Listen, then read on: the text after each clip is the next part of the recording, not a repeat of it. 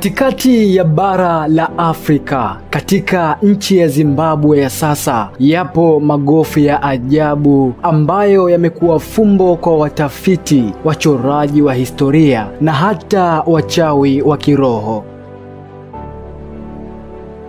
Magofu hayo yanajulikana kama Great Zimbabwe, ambao ulikuwa ni mji wa kale uliojengwa kwa mawe makubwa bila ya kutumia saruji yoyote. Lakini nyuma ya mawe hayo kuna zaidi ya ujenzi. Kuna mafuvu, masanamu ya ndege wa mawe na siri zilizofichwa kwa karne nyingi sana. Jina langu naitwa Abdul Kingungo. Karibu kusikiliza simulizi hii ya kihistoria na ya kusisimua kuhusu makubwa ya Zimbabwe.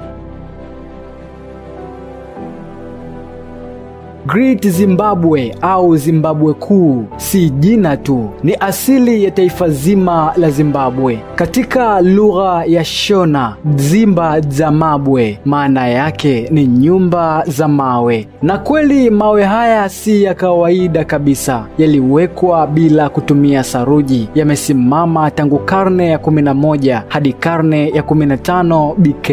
Mawe haya yalifanana na kuta za ngome zenye vichuguu vya nguvu, mitaro ya ajabu na njia za siri sana.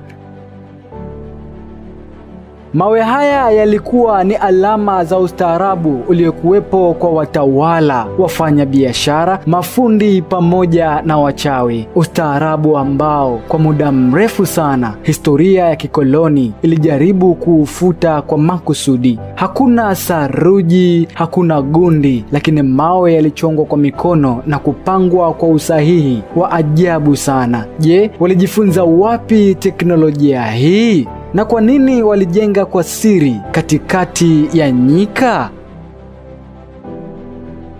Katika eneo la Great Enclosure kuna sehemu za ndege wa mawe wenye macho makubwa na mabawa yaliyosukwa kipekee sana. Hawa sio ndege wa kawaida. Wanaaminika kuwa walikuwa ni walinzi wa kiroho waliowasiliana na mababu au hata viumbe wa ulimwengu mwingine.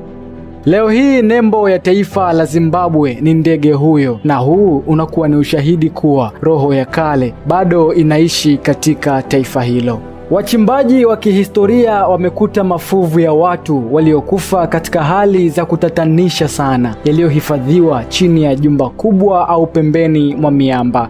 Wengine huamini yalikuwa ya viongozi, wachawi au hata wafalme waliotoa sadaka za maisha yao kwa ajili ya ulinzi wa mji huu. Lakini kuna wanaosema kulikuwepo na tambiko za siri sana, ambapo roho za wafu zilikuwa sehemu ya nguvu za kuendesha dola. Katika karne ya 14, Zimbabwe ilikuwa kituo kikuu cha biashara ya dhahabu, pembe za ndovu na bidhaa kutoka mbali kama Uchina na Uarabuni. Vipande vya vyombo vya porcelain kutoka China vilivyonaswa ardhini ni ushahidi wa biashara ya kimataifa na ya ajabu sana. Lakini swali la msingi linabaki, ni nani aliyewaunganisha watu wa kale wa Zimbabwe na dunia ya mbali kiasi hiki? Wakoloni walipokuja walishangazwa sana na ujenzi huu kiasi kwamba waliamua kuficha ukweli. Walidai kuwa Waafrika hawakuweza kuwa na uwezo wa kujenga hivyo, na wakaeneza propaganda kuwa ilijengwa na Waarabu au hata watu kutoka Misri. Lakini sasa dunia inafumbuka, ukweli unarudi nyumbani, na nijibu linabaki kuwa Great Zimbabwe ilijengwa na Waafrika, watu wenye hekima, watu wenye ustaarabu na watu wenye roho ya kipekee sana. Mji huu haukuwa tu kwa makazi, ulikuwa moyo wa kiroho, kisiasa na kiuchumi wa taifa la kale. Wanahistoria wengine wanaamini kwamba mfumo wa kifalme wa Shona ulitawaliwa na malkia au mzee mwenye hekima, na ndio ulioendesha Zimbabwe ya kale.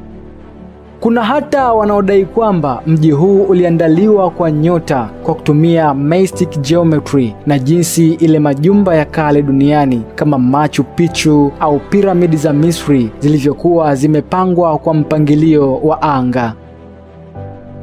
Leo hii Great Zimbabwe ni kivutio cha watalii na pia ni kumbukumbu hai ya utukufu wa Afrika kabla ya ukoloni. Lakini kwa macho ya ndani ni zaidi ya magofu. Ni mahali pa maombi, ni mahali pa roho, ni mahali pa ukumbusho kuwa Afrika ilijenga, ilitawala na ilistawi bila msaada wa mataifa ya nje. Hivi ulifikiri Afrika haina hadithi za ajabu? Ulifikiri uchawi, ustaarabu na hekima ni mambo ya dunia ya nje? Hebu ufikiria tena, makubwa ya Zimbabwe yanasubiri kuyasikia. Na mpaka hapo sina la ziada. Bonyeza alama ya subscribe kama umependa video hii. Tafadhali usiache kusubscribe, kushare video hii na tuendelee kufumbua historia ya kweli ya Afrika, historia ambayo haikufundishwa darasani lakini inaishi kwenye udongo, mwamba na roho ya vizazi. Jina langu naitwa Abdul Kingungo. Unaweza kunifollow Instagram kwa jina hilo hilo la Abdul Kingungo. Asante kwa kunisikiliza na tukutane katika makala zinazofuata.